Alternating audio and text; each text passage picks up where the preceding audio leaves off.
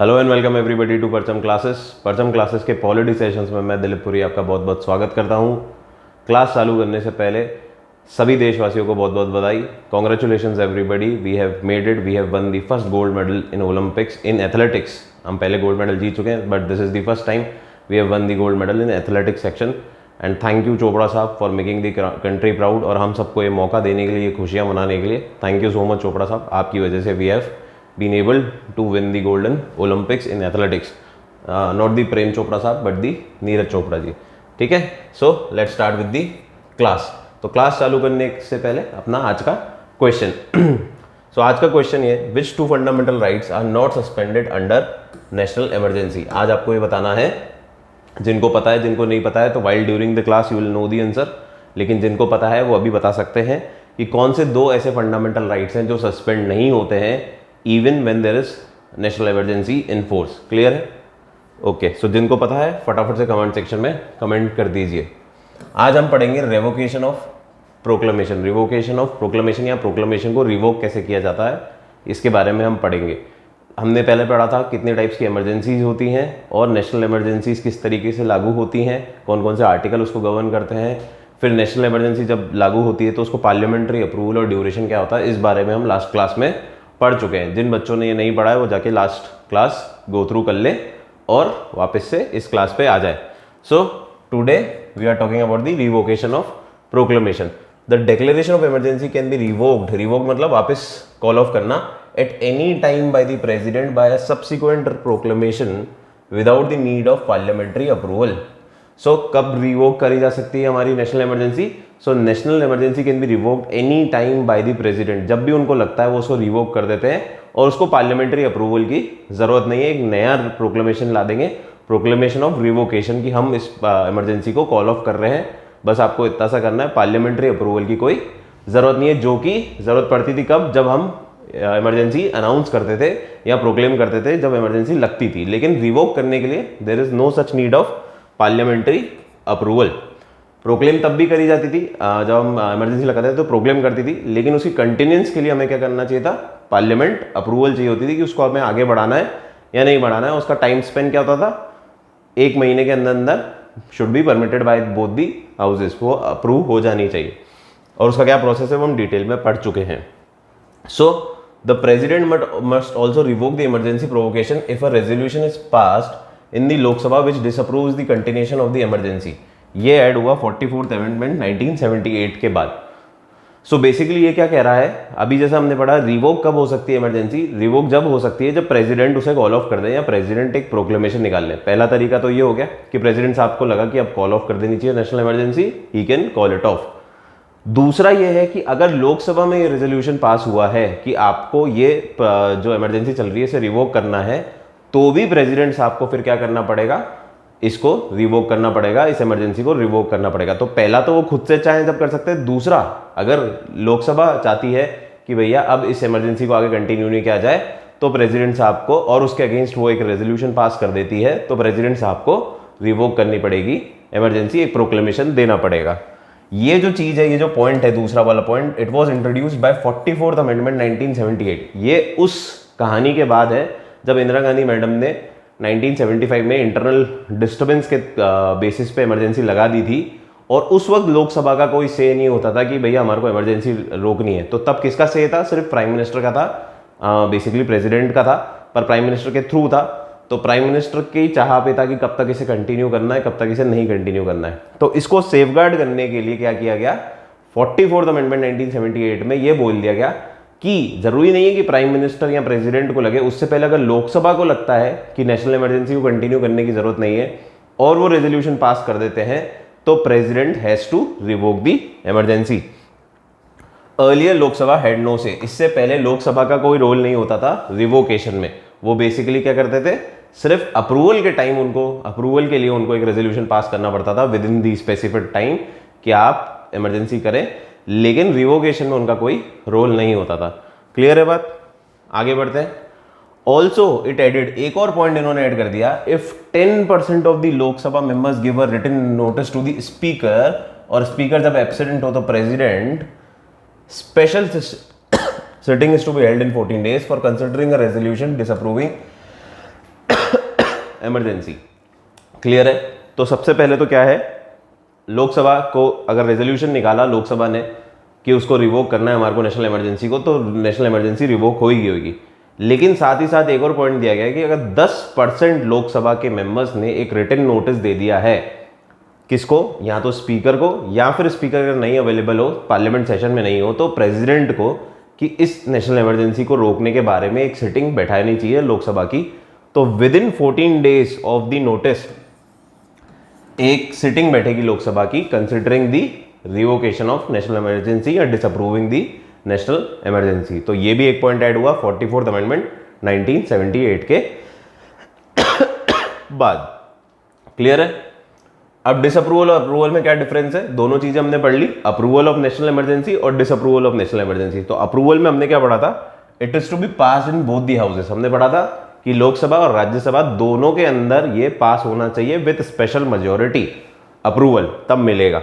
लेकिन जब अपन डिसअप्रूवल की बात करते हैं तो it has to be passed in only Lok Sabha. अगर लोकसभा में रेजोल्यूशन पास हो गया कि डिसकंटिन्यूएशन ऑफ नेशनल इमरजेंसी करना चाहिए तो वो हो जाएगी। वहीं पे अप्रूवल में क्या था, दोनों जगह, दोनों हाउसेज में, पार्लियामेंट के दोनों हाउसेज में ये अप्रूवल मिलना चाहिए, तभी वो कंटिन्यू होती थी हमारी इमरजेंसी।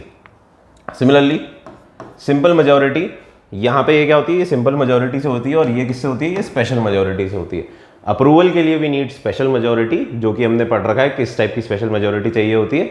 और लेकिन जब डिसअप्रूवल की बात आती है या रिवोकेशन की बात आती है कि नेशनल इमरजेंसी को रोकना है, तो we need simple majority only. Clear? So revocation clear हो गया आपको। अब आते हैं हम effects of national emergency. Revocation समझ में आ गया, अप्रूवल समझ में आ गया, सब आ गया। अब आते हैं हम इफेक्ट्स ऑफ नेशनल इमरजेंसी। जब नेशनल इमरजेंसी लगती है तो उसके इफेक्ट्स क्या होते हैं, उसके कॉन्सिक्वेंसीज क्या होते हैं, क्या क्या फर्क पड़ता है लोगों पे, या सेंटर स्टेट रिलेशंस पे, या हमारी लोकसभा पे, स्टेट असेंबलीज पे, या फिर हमारे फंडामेंटल राइट्स पे क्या क्या फर्क पड़ता है, उसको हम जानेंगे। So we have categorized it in 3 parts. 3 parts में हमने इसे बांट दिया है। सबसे पहले centre state relations, then life of Lok Sabha, and then fundamental rights. सबसे पहले तो स्टेट और सेंटर के आपस में रिलेशंस कैसे हो जाएंगे in times of national emergency. Article 352 के टाइम पे नेशनल इमरजेंसी में कैसे हालात हो जाएंगे, सेंटर और स्टेट के रिश्ते कैसे तरीके से हो जाएंगे, ये रिश्ता क्या कहलाता है, उस दरमियान हमें देखना है। ठीक है? On life of Lok Sabha and state assembly, similarly Lok Sabha और स्टेट असेंबली का क्या अस्तित्व रहेगा उस टाइम जब नेशनल इमरजेंसी फोर्स में है, तो लोकसभा की लाइफ किस तरीके से होगी, लोकसभा डिसॉल्व हो जाएगी या एक्सटेंड हो जाएगी, या स्टेट असेंबली एक्सटेंड हो जाएगी, या स्टेट असेंबली डिसॉल्व हो जाएगी, या सस्पेंड हो जाएगी, वॉट एवर द केस में बी, वो भी हम डिटेल्स में पढ़ लेंगे। Third would be the effect on our fundamental rights, effects on our fundamental rights. जो फंडामेंटल राइट्स हमारे सिटीजन्स को उपलब्ध है, फंडामेंटल राइट्स क्या होते हैं, डिटेल में एक एक फंडामेंटल राइट्स हम पढ़ चुके हैं। जिन बच्चों को इससे थोड़ा सा समझ में कम आया है फंडामेंटल राइट्स, क्योंकि यहाँ पे जब मैं फंडामेंटल राइट्स की बात करूंगा, so I will be connecting with that chapter, मैं उस पॉइंट्स पे कनेक्ट करूंगा। तो जिन बच्चों को नहीं पता डिटेल में फंडामेंटल राइट्स, वो प्लीज एक बार जाके वो वीडियो गो थ्रू करें, फिर ही इस वीडियो पे आए। सो ऑन फंडामेंटल राइट्स, सबसे पहले on centre state relations executive, पहला वाला पार्ट हमने ले लिया, सेंटर स्टेट रिलेशन। सेंटर और स्टेट के जो रिलेशन होते हैं उसमें क्या क्या फर्क आता है ये हमें बताना है। ठीक है? सो एग्जीक्यूटिव और लेजिस्लेटिव 2 पार्ट में हम इसे डिवाइड 3 पार्ट में हम इसे डिवाइड करते हैं। आपको जैसे सेंटर स्टेट रिलेशंस भी हमने जब पढ़ा था तो हमने पढ़ा था 3 टाइप के रिलेशंस जनरली होते हैं, that is executive, then legislative relations, और 3 फाइनेंशियल रिलेशन। तो उन्हीं तीनों के बारे में हम पढ़ेंगे। अब नेशनल इमरजेंसी जैसा आपको पता है कि भैया नेशनल इमरजेंसी लगी है, तो सारा का सारा पावर कहाँ हो जाती है, हमारी सेंटर के पास पहुंच जाती है। तो सारी पावरफुल कौन हो जाती है, यूनिटरी टिल्ड लेके हम कहाँ जाती है, यूनियन गवर्नमेंट या सेंट्रल गवर्नमेंट हमारी स्ट्रांग हो जाती है। तो ऑब्वियस ही बात है, there would be shift of powers to centre, all the powers would be moving to the centre. किस तरीके से होती है वो हम देख लेते हैं। So the state government comes under the direct control of central government. State government, वैसे भी सेंट्रल गवर्नमेंट के डायरेक्शंस पे स्टेट गवर्नमेंट को काम करना पड़ता है कई बार, लेकिन इमरजेंसी के टाइम में state government has to follow central government, या सेंट्रल गवर्नमेंट के डायरेक्ट कंट्रोल में आ जाती है स्टेट गवर्नमेंट। ठीक है? The state government has to work as per the direction given by the union, though not suspended. State government को suspend नहीं किया जाता है, बर्खास्त नहीं किया जाता है, हटाया नहीं जाता, पर सेंट्रल गवर्नमेंट या यूनियन गवर्नमेंट के डायरेक्शंस के तहत इनको काम करना पड़ता है, या सेंट्रल गवर्नमेंट पावर में रहती है और स्टेट गवर्नमेंट अकॉर्डिंगली काम करती है। जो सेंट्रल गवर्नमेंट डायरेक्शंस देती है वही काम स्टेट गवर्नमेंट करेगी एग्जीक्यूटिव से रिलेटेड। तो कोई भी पॉलिसीज बन रही है, उस पॉलिसीज को इंप्लीमेंट करना, उसको किस तरीके से मैनेज करना है, उस तरीके को किसी तरह से डालना है, आधार बनाना है, इंप्लीमेंट करना है, वो सब कुछ किसके डायरेक्शंस पे काम होगा? सेंट्रल गवर्नमेंट के डायरेक्शन पे काम होगा इन केस ऑफ नेशनल इमरजेंसी। क्योंकि नेशनल इमरजेंसी आपको पता है एक बहुत बड़ा मुद्दा है, हमारा देश को एकत्र होने की उस वक्त जरूरत है, यूनिटी की जरूरत है। तो उस वक्त अगर हम बहुत सारी गवर्नमेंट्स को राइट दे देंगे कि वो अपने अपने हिसाब से काम करें, तो हम यूनिफाइड नहीं हो पाएंगे, हम एक नहीं हो पाएंगे। तो उस वक्त हमें एक होना पड़ता है। तो हमारी सरकार को भी हमें क्या करना पड़ता है? एक ही सरकार रखनी पड़ती है, सेंट्रल गवर्नमेंट की सरकार, और सारी पावर्स किसके पास चल जाती है? सेंट्रल गवर्नमेंट के पास चल जाती है। सिमिलरली लेजिस्लेटिव, कानून बनाने का अधिकार किसके पास है? अब सीधी सी बात है, जब सारा अधिकार ही सेंट्रल गवर्नमेंट के पास चला गया, यूनियन के पास चला गया, तो ऑब्वियस सी बात है लेजिस्लेटिव पावर्स भी किसके पास चल जाएंगी? कानून बनाने की पावर भी किसके पास चल जाएंगी? तो उस समय जो भी कानून बनाने की पावर्स है वो किसके पास चल जाती है? वापस सेंट्रल गवर्नमेंट के पास चल जाती है। So the parliament acquires the power over the subjects of the state list. अब स्टेट लिस्ट के सब्जेक्ट पे जनरली कौन कानून बनाता है?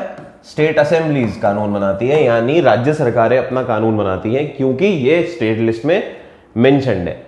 लेकिन while during the emergency state list पे सब्जेक्ट भी कौन बनाएगी? हमारी यूनियन गवर्नमेंट या सेंट्रल गवर्नमेंट बनाएगी। इमरजेंसी में again the reason is same कि हमारे को यूनिफाइड होना है, we should be governed by only one government and that is our central government, which ceases on the expiry of 6 months।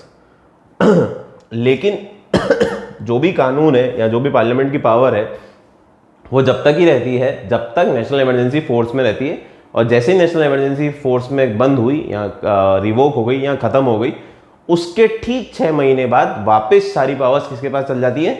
State governments के पास चल जाती है, स्टेट असेंबलीज के पास चल जाती है, और उन पे कानून कौन बनाएगा? स्टेट असेंबलीज ही कानून बनाएंगी।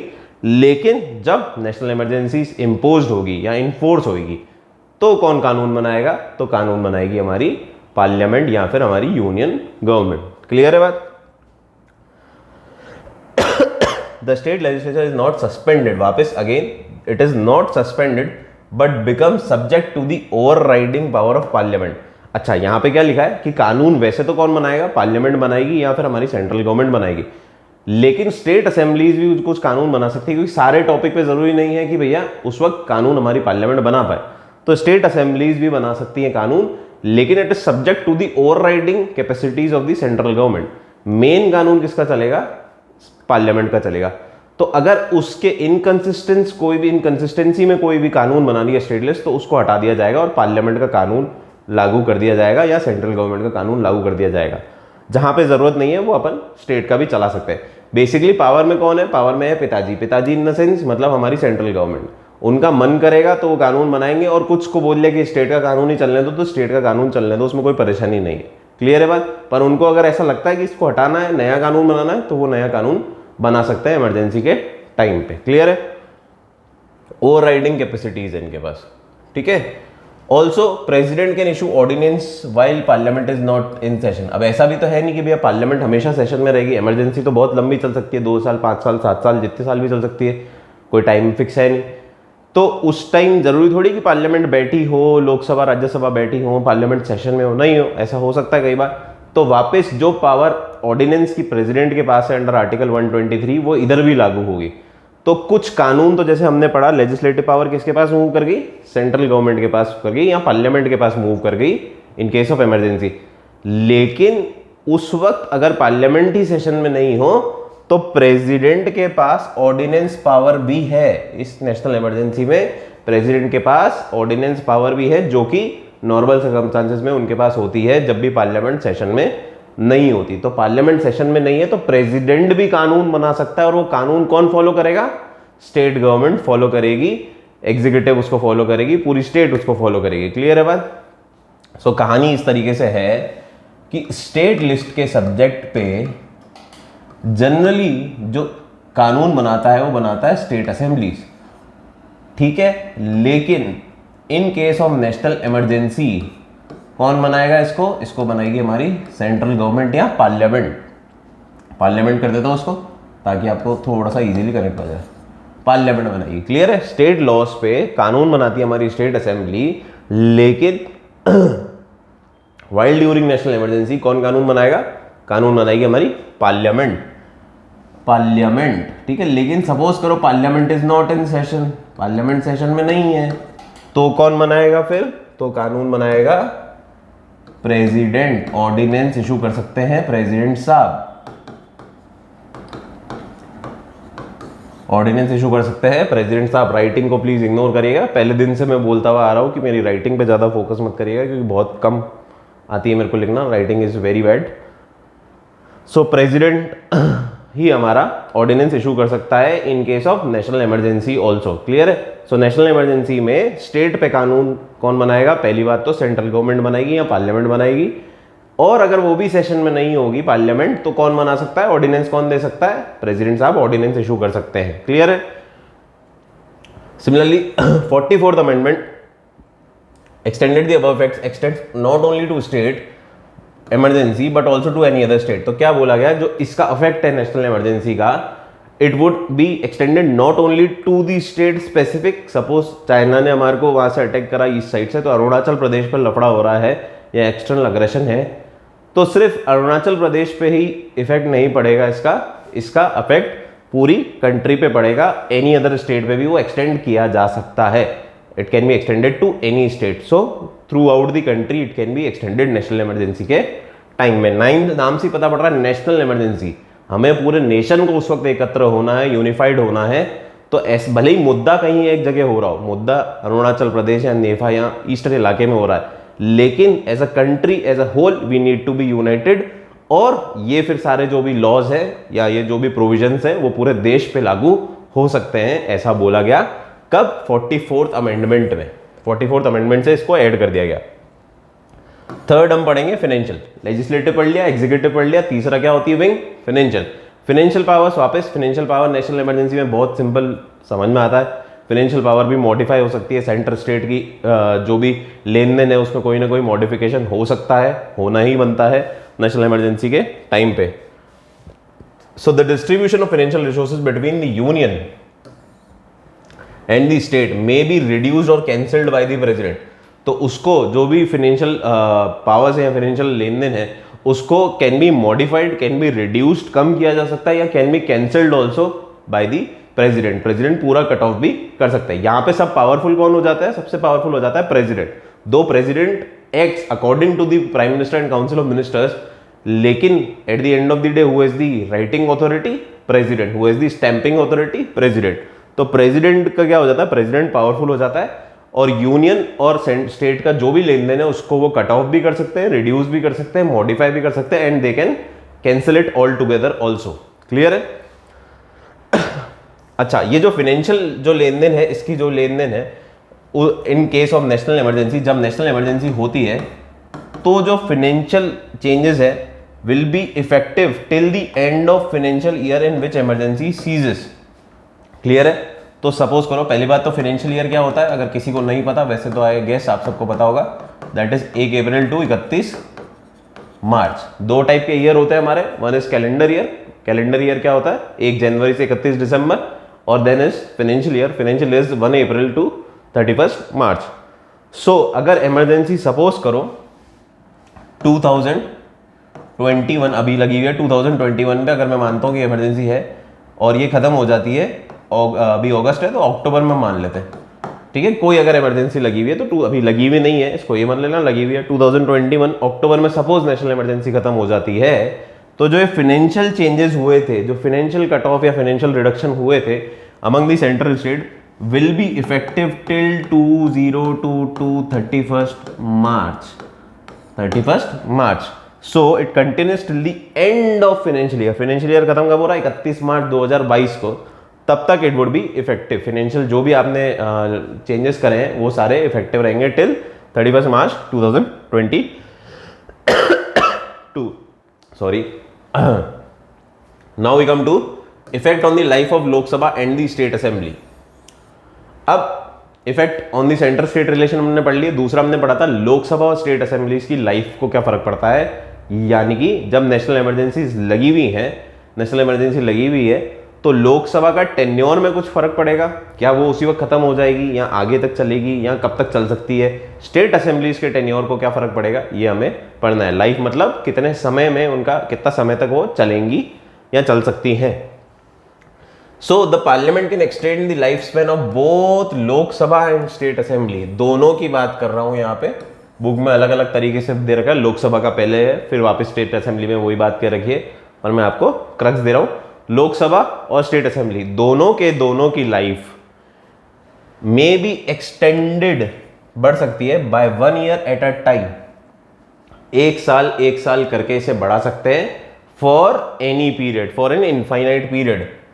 बढ़ कितने भी समय तक सकती है, कितने भी साल तक आप बढ़ा सकते हैं, जब तक नेशनल इमरजेंसी लगी हुई है। अब नेशनल इमरजेंसी 6 साल के लिए होगी तो 6 साल ही होगा टोटल, ऐसा तो नहीं कि आपने लाइफ 60 साल कर दी। जब तक नेशनल इमरजेंसी है तब तक आप कितने भी साल तक इसको बढ़ा सकते हैं, but 1 year at a time. और इसको भी करने के लिए आपको क्या चाहिए, you need to pass a parliamentary law. Clear है। सो आप life of Lok Sabha and life of the state assemblies can be extended by 1 year but through a parliamentary law. Clear है। This extension can not survive 6 months after the emergency has ceased to operate. Example 5th Lok Sabha 1971 to 1977। अच्छा, अब ये बढ़ तो एक साल के लिए सकती है फॉर एनी लेंथ, लेकिन जब तक इमरजेंसी है उसके 6 महीने बाद तक ही ऑपरेटिव रहेगी। इमरजेंसी खत्म हुई तो उसके 6 महीने बाद भी ये खत्म हो जाएगी। जैसे 1971 से 1977 तक जो हमारी लोकसभा थी, 5th लोकसभा, ये वापस इंदिरा गांधी मैडम की लोकसभा थी, जो कि एक्सटेंड करी गई थी 2 साल के लिए, बैक टू बैक 1 ईयर के लिए। लेकिन इसको 6 महीने बाद इनऑपरेटिव कर दिया गया क्योंकि हमारी नेशनल इमरजेंसी खत्म हो गई थी। क्लियर है बात। सो अगर नेशनल इमरजेंसी सपोज 1977 में खत्म हो गई 1 जनवरी को, तो इसको हम 1977 30 जून तक ही एक्सटेंड कर सकते हैं, इसके बाद इसको एक्सटेंड नहीं कर सकते। क्लियर है। अब आता है लास्ट हमारा effect on fundamental rights. Life हमें समझ में आ गई। लाइफ लोकसभा और स्टेट असेंबली क्या होती है, एक साल से बढ़ सकती है, लेकिन कब तक बढ़ सकती है, जब तक नेशनल इमरजेंसी है उसके 6 महीने बाद के बाद वो भी बंद हो जाएगी। नेशनल इमरजेंसी जिस दिन बंद हुई उसके 6 महीने बाद आपकी लोकसभा भी डिसॉल्व हो जाएगी। क्लियर है। और स्टेट असेंबलीज के साथ भी सेम केस है। सो अब इफेक्ट ऑन फंडामेंटल राइट्स। अब फंडामेंटल राइट्स में क्या है, 2 आर्टिकल इसको गवर्न करते हैं, आर्टिकल नंबर 358 और आर्टिकल नंबर 359, 359 एंड 358। 2 आर्टिकल में इसके बारे में दिया हुआ गया है। क्या दिया गया है कि a suspension of fundamental rights under Article 19 of Indian Constitution, Article 3358 of the Constitution states that the under national emergency, the 6 fundamental rights mentioned under Article 19 of Indian Constitution are automatically suspended without the need of any separate order. Article 358 एक power देता है कि article 19 में जो 6 rights available है fundamental rights, अगर आपको याद हो फंडामेंटल राइट्स, जिनको नहीं है वो वापस जाके पढ़ाई करें फंडामेंटल राइट्स की। स्पीच, प्रोफेशन, रेजिडेंस, मूवमेंट, ऐसे जो आर्टिकल है, एसोसिएशन एंड असेंबली, ये जो 6 राइट्स है ये ऑटोमेटिकली कर्टेल हो जाते हैं जैसे ही नेशनल इमरजेंसी एनफोर्स करी जाती है। सो fundamental rights mentioned in Article 19 of the Constitution are automatically suspended without the need of any separate order। और इसके लिए सेपरेट ऑर्डर डालने की कोई जरूरत नहीं है। जैसे ही नेशनल इमरजेंसी इंपोज हुई आर्टिकल 19 खत्म हो गया। क्लियर है। The country can make any laws without the restriction put in by article 19। जो स्टेट है, जो स्टेट मशीनरी है, हमारी कंट्री की जो गवर्नमेंट है, वो कोई भी लॉ बना सकती है, लेजिस्लेटिव बॉडी हमारी कोई भी लॉ बना सकती है इन कॉन्ट्रावेंशन टू आर्टिकल 19। वैसे क्या है, फंडामेंटल राइट के कॉन्ट्रावेंशन में आप कोई लॉ नहीं बना सकते। आप ऐसे कोई भी लॉ नहीं बना सकते जो आर्टिकल 19 का या किसी भी फंडामेंटल राइट का उल्लंघन करना है। लेकिन इन केस ऑफ नेशनल इमरजेंसी, जब नेशनल इमरजेंसी इंपोज्ड है तो आप ऐसा कोई सा भी लॉ बना सकते हो जो कि आर्टिकल 19 के विपरीत हो, जिसमें 6 राइट दिए हुए हैं: speech, association, assembly, movement, residence and profession.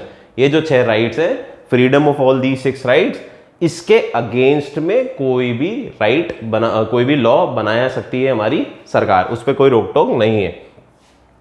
No law made, कोई भी कानून या कोई भी executive action that is taken under emergency can B challenged on the basis of violation of article 19।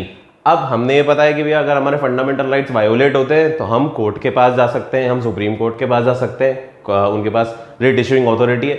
लेकिन ड्यूरिंग इमरजेंसी आर्टिकल 19 का अगर उल्लंघन हो रहा है, कोई भी कानून या कोई भी एग्जीक्यूटिव एक्शन ऐसा हो रहा है जो आर्टिकल 19 का उल्लंघन कर रहा है, आर्टिकल 19 में मौजूद 6 राइट्स का उल्लंघन कर रहा है, तो उसको आप चैलेंज नहीं कर सकते हो, उसके लिए आप कोई भी रेमेडी एक्सपेक्ट नहीं कर सकते हो, क्योंकि नेशनल इमरजेंसी में आर्टिकल 358 हमारे को ये पावर देता है, हमारी स्टेट को ये पावर देता है। सिंपल, कोई दिक्कत तो नहीं। आर्टिकल 358 हमें ये पावर देता है, हमारी स्टेट को ये पावर देता है कि वो आर्टिकल 19 के उल्लंघन से रिलेटेड कोई भी लॉ बना सकते हैं, उसके ऑपोजिट कोई भी लॉ बना सकते हैं, इन कॉन्ट्राडिक्शन टू और आर्टिकल 19 कोई भी लॉ बना सकते हैं, और उससे रिलेटेड एग्जीक्यूटिव एक्शंस भी कर सकते हैं। और ऐसा करने पे कोई भी उनको चैलेंज नहीं कर सकता, क्योंकि it has been permitted by the constitution. अब इसका मिसयूज नहीं हो, इसलिए 44th अमेंडमेंट 1978 में क्या किया गया, आर्टिकल 358 के स्कोप को, 258 नहीं है, 358 was changed in the following manner.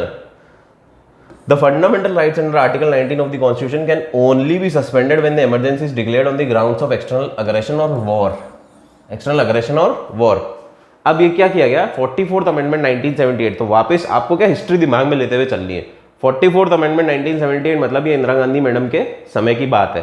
तो इंदिरा गांधी मैडम ने, जैसा हमने पढ़ा था कि 1975 में उन्होंने इंटरनल डिस्टर्बेंस के तौर पे नेशनल इमरजेंसी लगाई थी। हमने क्या पढ़ा था, 3 तरीके से नेशनल इमरजेंसी लगा सकते हैं, on count of external aggression, on war and internal disturbance, जिसका नाम चेंज करके बाद में क्या कर दिया गया, आर्म्ड रिबेलियन। क्या कर दिया गया, आर्म्ड रिबेलियन। इंटरनल डिस्टर्बेंस हटा दिया गया क्योंकि वो बहुत ज्यादा वेग था, तो इसलिए क्या कर दिया गया, इसको स्पेसिफाई कर दिया गया आर्म्ड रिबेलियन। आपने हथियार के साथ कोई उत्पाद मचाया है तो ही आप इमरजेंसी लगा सकते हैं, अदरवाइज आप इमरजेंसी नहीं लगा सकते। तो ये इंटरनल डिस्टर्बेंस एक वेग टर्म था जिसका यूज इंदिरा गांधी जी ने किया था। अब कई जगह लोग इधर क्रिटिसाइज करते हैं कि इंदिरा गांधी ने मिसयूज करा या उसका दुरुपयोग किया, पर it was in the law में ही इंटरनल डिस्टर्बेंस लिखा था। ये वर्ड इंदिरा गांधी जी खुद नहीं लेके आई, ये लॉ में ही लिखा हुआ था और उसका उन्होंने यूज किया। मिसयूज तो बात की बात है, ये उसका उसने यूज किया और उसके इफेक्ट बहुत गंदे थे। ऐसा उनको लगा नहीं था, उनका विजन हो सकता है ऐसा नहीं हो, लेकिन उनके इफेक्ट बहुत गंदे थे जिसके बेस पे उनको क्रिटिसाइज किया गया। सो बहुत ही गलत स्टेप था, अनडाउटेडली इट वाज अ गलत स्टेप, पर उस वक्त वो लॉ परमिशन देता था। इसमें मॉरल एथिकल वाली बात नहीं है, ये लॉ इनको परमिशन देता था, और जो कि बाद में जाके इसे चेंज कर दिया गया। इसी तरीके से तो कॉन्स्टिट्यूशन इवॉल्व होगा, इसी तरीके से तो हमारा देश इवॉल्व होगा। कुछ गलतियां हमारे कॉन्स्टिट्यूशन में भी है, कुछ गलतियां हमारे देश में भी है, कुछ गलतियां हमारे लोगों में भी है। तो इवोल्यूशन कैसे होगा, जब इन गलतियों पर गौर फरमाया जाएगा, गलतियां होंगी, दिखेंगी, तभी गौर फरमाया जाएगा। अब ऐसे आज की तारीख में जैसे आप देख रहे हैं, मोदी जी सब जगह का नाम चेंज कर रहे हैं, खेल के चेंज कर रहे हैं, स्पोर्ट्स स्टेडियम्स के कर रहे हैं, जगहों के चेंज कर रहे हैं। सो अभी उनकी पावर है, उनके लॉ के अकॉर्डिंग काम कर रहे हैं, तो उसमें कुछ गलत नहीं है। वो लॉ को बिल्कुल सही तरीके से फॉलो कर रहे हैं। उसका इफेक्ट कई लोगों को लग रहा है कि गलत है, कई लोगों को लग रहा है सही है, कई लोगों को लग रहा है गलत है। सो उस पर बहस हो सकती है, लेकिन वो लॉ के अंदर ही काम कर रहे हैं। सिमिलरली इंदिरा गांधी ने भी जब ये इंटरनल डिस्टर्बेंस को यूज करके इमरजेंसी लगाई थी तो वो लॉ के तहत ही काम कर रही थी। क्लियर है बात? बट उसका इफेक्ट गंदा था, इसलिए उसे चेंज किया गया। So when the emergency is declared on the grounds of external aggression or war, तो क्या किया गया, इंटरनल डिस्टर्बेंस वाले वर्ड, जो आर्म्ड रिबेलियन वाला वर्ड है, इसको हटा दिया गया और क्लियरली बोल दिया गया कि आर्टिकल 19 का सस्पेंशन कब होगा, जब 2 वर्ड्स होंगे, नेशनल इमरजेंसी 2 केसेस में होगी, एक्सटर्नल अग्रेशन या वॉर में। यह हमारी खुशकिस्मती है कि उसके बाद हमारे यहाँ पे नेशनल इमरजेंसी लगी ही नहीं, वही 3rd हमारी नेशनल इमरजेंसी थी, उसके बाद कोई ऐसी लगी नहीं। So on grounds of external aggression and war अगर कोई बात हो रही है एक्सटर्नल अग्रेशन या वॉर, तो ही आर्टिकल 19 का उल्लंघन है। और ये ऐड कब हुआ? 44th अमेंडमेंट 1978 के बाद। इससे पहले ऐसा नहीं था। इससे पहले इंटरनल डिस्टर्बेंस या आर्म्ड रिबेलियन पे भी आर्टिकल 19 को हटा देते थे, सस्पेंड कर दिया जाता था और फंडामेंटल राइट्स अफेक्ट हो जाते थे। लेकिन इसके बाद 44th अमेंडमेंट के बाद क्या किया गया? सिर्फ 2 ही केसेस में एक्सटर्नल अग्रेशन या फिर वॉर होगी तो ही आपका आर्टिकल 19 सस्पेंड होगा, otherwise it will stay alive. अच्छा, दूसरी एक और बात है, ओनली दोज लॉज और executive actions which are related to the emergency are exempt.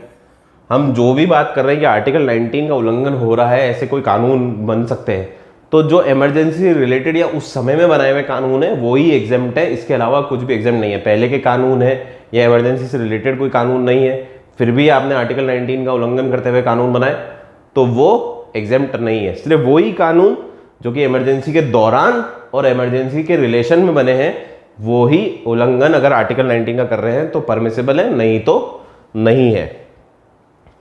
Similarly अब दूसरा आर्टिकल आता है 359। ये एक और बढ़िया आर्टिकल है। 358 क्या था? बहुत क्लियरली स्पेसिफाई कर रहा है आर्टिकल 19 की इनकंसिस्टेंसी में जो भी कानून है वो भी लागू हो जाएंगे, बट वो इमरजेंसी से रिलेटेड होने चाहिए। 359 क्या बोलता है? Suspension of other fundamental rights. Article 359 of Indian constitution gives the president the authority to take away the rights of the citizen.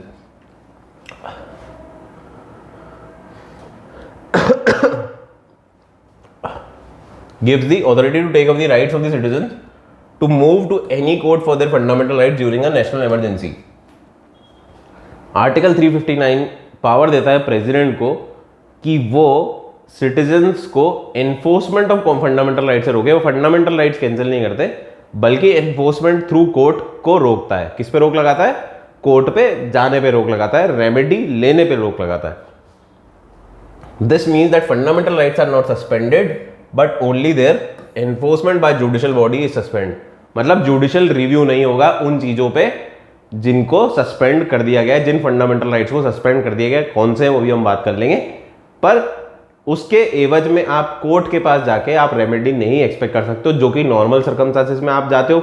आपको पता है सुप्रीम कोर्ट के पास आप जा सकते हो अगर फंडामेंटल राइट आपके वायोलेट हो रहे हैं या कॉन्ट्राडिक्ट हो रहे हैं, या हाई कोर्ट के पास आप जा सकते हो। लेकिन ड्यूरिंग नेशनल इमरजेंसी आप कोर्ट के पास हक मांगने नहीं जा सकते कि आपका फंडामेंटल राइट वायोलेट हो रहा है। ये रोक लगाता है आर्टिकल 359। कौन से फंडामेंटल राइट वो भी देखते हैं। This suspension of enforcement is only for those rights that are particularly mentioned in the president order. In the president order. Clear है बात? तो देखो, आर्टिकल 359 पावर देता है प्रेसिडेंट को कि वो एक प्रेसिडेंट ऑर्डर निकाले। क्या निकाले?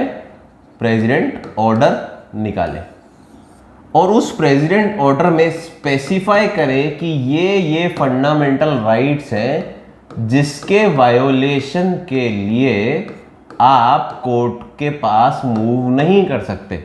आप कोर्ट के पास मूव नहीं कर सकते। सो आर्टिकल 359 कहीं पे भी क्लियरली नहीं बोलता कि कौन कौन से फंडामेंटल राइट्स है जो कि वायोलेट हो जाएंगे, या अगर वायोलेट हो रहे हैं तो आप कोर्ट के पास जा सकते नहीं जा सकते। उसके लिए प्रेसिडेंट को एक प्रेसिडेंशियल ऑर्डर निकालना पड़ेगा, उसमें स्पेसिफाई करना पड़ेगा कि कौन कौन से फंडामेंटल राइट्स आप वायोलेट कर रहे हैं, वायोलेट, और इससे रिलेटेड अगर कोई भी एक्शन ले रहा है तो आप कोर्ट के पास नहीं जा सकते। आर्टिकल 19 तो 358 में चला ही गया फंडामेंटल राइट्स का। बचे हुए जो भी फंडामेंटल राइट्स हैं, तो उसके लिए प्रेसिडेंशियल ऑर्डर निकलेगा। क्या निकलेगा? प्रेसिडेंशियल ऑर्डर निकलेगा। वो प्रेसिडेंट साहब निकालेंगे कि भैया ये फंडामेंटल राइट्स वायोलेट होंगे इस इमरजेंसी में, और इसके लिए आप इलाज पाने के लिए या रेमेडी पाने के लिए, इसमें आप राहत पाने के लिए अगर वायोलेट हो रहे हैं तो आप कोर्ट के पास मूव नहीं कर सकते। क्लियर है? This suspension can be for the whole duration of emergency और फॉर अ रिड्यूस टाइम। इसमें एक और जादू है। इसमें क्या जादू है कि इमरजेंसी तो हो सकता है पूरा 4 साल के लिए लगी हो, लेकिन प्रेसिडेंशियल ऑर्डर हो सकता है 3 साल के लिए हो या 2 साल के लिए हो, कि 2 साल तक ये फंडामेंटल राइट्स वायोलेट होंगे। उसके बाद अगर वायोलेट हो रहे तो आप कोर्ट के पास जा सकते हो। 2 साल तक आप कोर्ट के पास नहीं जा सकते। So it can be for a specified time और throughout the emergency, generally पूरी इमरजेंसी के लिए ही होता है। पर फिर भी चाहे तो प्रेसिडेंशियल ऑर्डर में अपन क्या करते हैं, अपन रोक लगा सकते हैं कि भैया ये 2 साल के लिए ही हमें करना है और इमरजेंसी तो आगे भी कंटिन्यू हो रही है। सो स्पेसिफाइड टाइम के लिए होता है।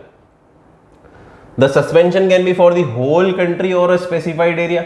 सिमिलरली प्रेसिडेंशियल ऑर्डर में ये भी मेंशन होगा कि भैया आप पूरी कंट्री पे लागू कर रहे हैं या फिर स्पेसिफिक एरिया पे लागू कर रहे हैं, जो कि उसके उलट में है आर्टिकल 358 में क्या है, वो पूरी कंट्री पे लागू होता है। It extends throughout the country, clear है। लेकिन ये can be throughout the country और for a specific area. No law और executive action can't be challenge related to specified right. ये वापस वही बात आ गई कि भैया लॉ या एग्जीक्यूटिव एक्शन अगर कोई भी हो रहा है, जो फंडामेंटल राइट जो कि मेंशन्ड है उनका वायोलेशन हो रहा है, तो आप उसको चैलेंज नहीं कर सकते। इस कानून का यही मतलब है। No remedy lies anything done during the order even if it ceases to exist.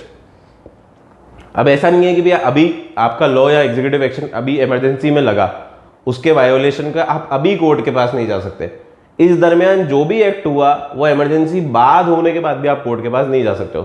तो सपोज करो आर्टिकल 23 का उल्लंघन हुआ, सपोज आर्टिकल 23 का उल्लंघन हुआ, अभी इमरजेंसी लगी हुई है और प्रेसिडेंट ऑर्डर भी इनफोर्स है, तो आर्टिकल 23 का उल्लंघन हुआ तो साफ साफ प्रेसिडेंट ऑर्डर में बोल रखा है कि इससे रिलेटेड आप कोर्ट के पास नहीं जा सकते। क्लियर है बात, सही बात है। अभी हम कोर्ट के पास नहीं जा सकते क्योंकि बोल रखा है प्रेसिडेंट ऑर्डर में।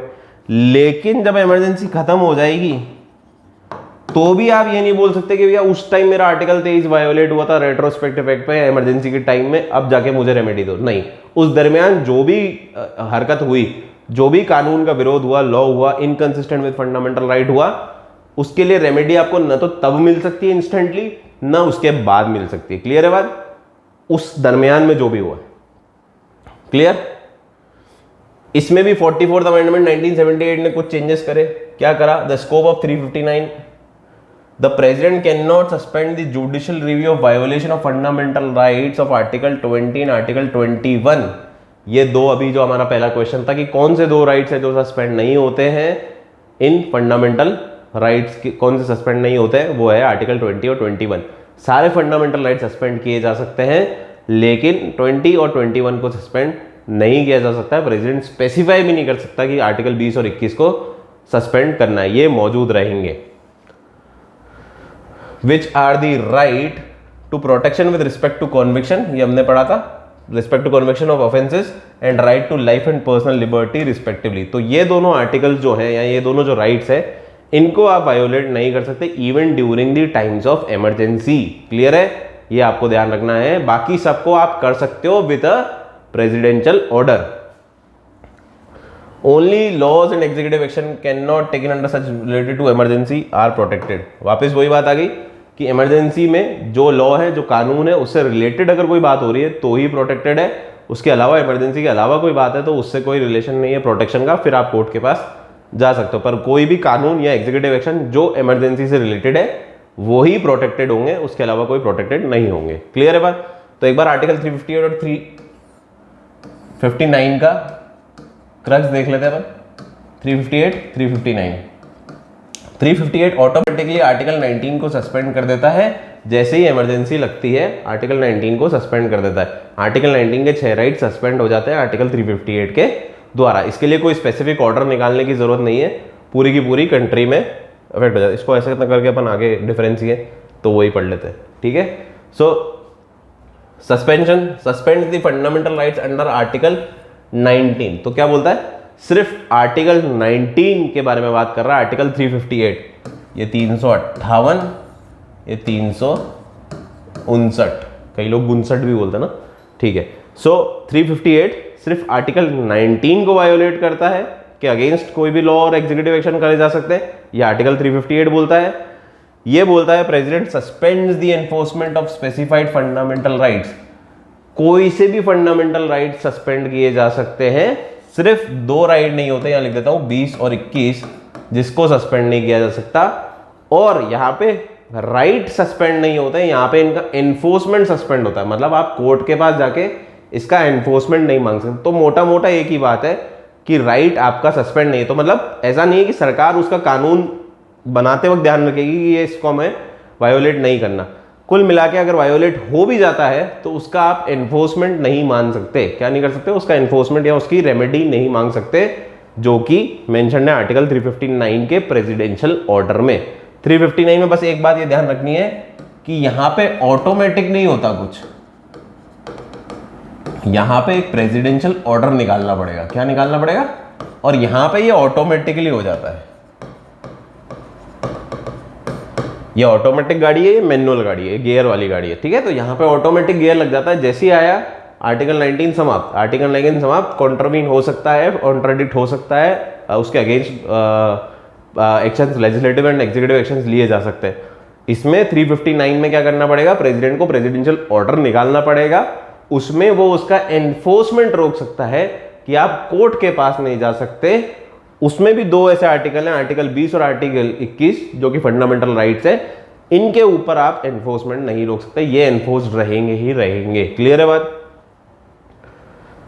कन्फाइंड, वापस वही बात, confined to only rights of under article 19 only extends to all fundamental rights whose enforcement is suspended by the presidential order. सारे फंडामेंटल राइट बस आपको प्रेसिडेंशियल ऑर्डर में वो मेंशन करने हैं। मैन्युअली आपको प्रेसिडेंशियल ऑर्डर निकालना है, वहां पे आपको मेंशन करने पड़ेंगे कि ये राइट्स आपके सस्पेंड किए जाते हैं। Operation operates only in case of external emergency. अच्छा, एक और बात है इधर, एक और बात क्या है, मतलब अपन पढ़ चुके। Operates only in case of external emergency, मतलब दो ही केस आएंगे, एक्सटर्नल अग्रेशन, अग्रेशन और war. Operates in case of both external emergency as well as internal में, मतलब एक्सटर्नल अग्रेशन। यार मेरी राइटिंग इतनी बुरी भी नहीं है, पर इधर कुछ ज्यादा ही बुरी हो जाती है। वॉर और आर्म्ड रिबेलियन, तीनों केस में हो जाते हैं। एक्सटर्नल अग्रेशन, वॉर सिचुएशन या फिर आर्म्ड रिबेलियन, तीनों केस में आपके हो जाएंगे। यहां पे सिर्फ दो ही केस है, एक्सटर्नल अग्रेशन या फिर वॉर सिचुएशन, अदरवाइज नहीं होगा। Executive action inconsistent to fundamental rights under article 19 permitted. Fundamental rights के अंडर 19 में इनकंसिस्टेंट अगर कोई भी है तो वो भी लॉज आप बना सकते हो। सीधी सी बात है, यही पढ़ रहे हैं हम शुरू से। आर्टिकल 19 के कॉन्ट्राडिक्शन में या कॉन्ट्रावेंशन में कोई भी अगर लॉज बन रहे हैं तो वो अलाउड है। यहाँ पे जो भी प्रेसिडेंट ऑर्डर है उसमें जो जो फंडामेंटल राइट्स दे रखे हैं उससे अनकंसिस्टेंट काम हो सकता है। तो inconsistent to fundamental rights specified in presidential order are permitted. Clear है? बस दो नहीं होंगे। कौन से दो नहीं होंगे? आर्टिकल 20 और आर्टिकल 21, वो वायोलेट नहीं हो सकते। अब डिक्लेरेशन सोफार आज तक कितनी इमरजेंसीज लग चुकी है? तो 3 इमरजेंसी लगी है हमारे यहाँ पे। सबसे पहले लगी चाइना के टाइम पे, चाइनीज अग्रेशन ऑन नेफा।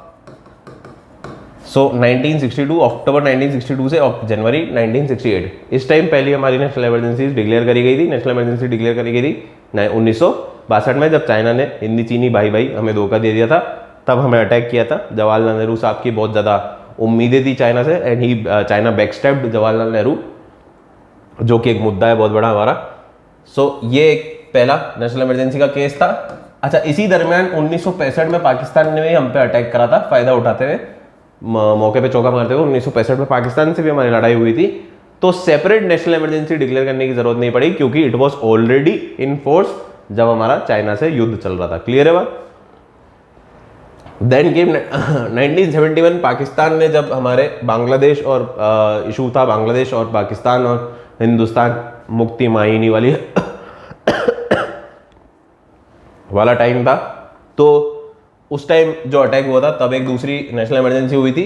बांग्लादेश वाला जो इशू था, जब ईस्ट पाकिस्तान को अलग कर दिया गया, बांग्लादेश बनाया गया नया, तो ये टाइम पे भी नेशनल इमरजेंसी डिक्लेयर हुई थी दूसरी। और तीसरी हुई 1975 में इंटरनल डिस्टर्बेंस, जो कि इंदिरा गांधी मैडम की क्रिटिसाइज्ड, मोस्ट क्रिटिसाइज्ड एंड सबसे बड़ी जो प्रॉब्लम थी वो यही है। 1975 में जून में जो इंटरनल डिस्टर्बेंस उन्होंने के तहत उन्होंने जो इमरजेंसी डिक्लेयर करी थी, वो हो गई हमारी तीसरी इमरजेंसी।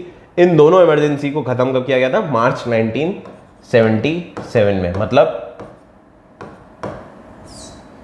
मार्च 1977 में। ये जब इन ऑपरेशन थी तभी इसको भी इन ऑपरेशन किया गया था। क्लियर है बात? इंटरनल डिस्टर्बेंस वाली भी इन ऑपरेटिव ऑपरेशन में ही थी, तभी ये वाली इमरजेंसी भी लगा दी गई थी, but on grounds of internal disturbance, जिसको बहुत क्रिटिसाइज किया गया, और इसके बाद 44th अमेंडमेंट से बहुत सारे चेंजेस लाए गए। सो ये 3 हमारे यहाँ पे नेशनल इमरजेंसी आज तक लगाई गई है। 1962 China, 1971 Pakistan, then 1975 Indira Gandhi. Internal disturbance ये 3 थी। So with this we come to the end of revocation. अब हम पढ़ेंगे आगे प्रेसिडेंट रूल आर्टिकल नंबर 356, जो कि हम अगले लेक्चर में लेके आएंगे। So this was all about today. Thank you so much.